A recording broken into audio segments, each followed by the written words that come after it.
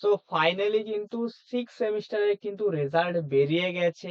3rd সেমিস্টারের এখনো result বেরোয়নি। সরি 3rd সেমিস্টার নয়, 4th সেমিস্টার এবং 2nd সেমিস্টার রেজাল্ট কিন্তু এখনো বেরোয়নি। কিন্তু 6 সেমিস্টার রেজাল্ট বেরিয়ে গেছে। তো 6 সেমিস্টারে দেখো রেজাল্টটা তোমরা কিভাবে দেখবে দেন আমরা কথা বলব। যে তোমাদের 3rd সেমিস্টার এবং সরি তোমাদের 4th সেমিস্টার এবং 2nd সেমিস্টার রেজাল্টটা কবে বেরোবে। ঠিক আছে?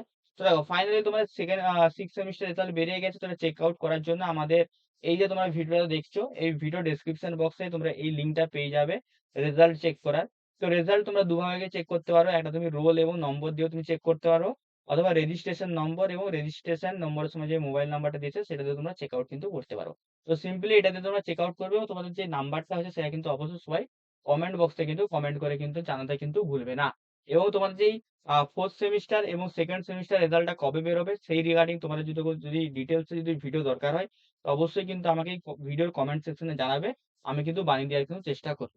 তো অবশ্যই তোমাদের 6 সেমিস্টারে কার কেমন রেজাল্ট হলো সেটা কিন্তু জানাতে একদমই ভুলবে না। ঠিক আছে? দেখা হবে তোমাদের সাথে অন্য কোনো একটা ভিডিওতে।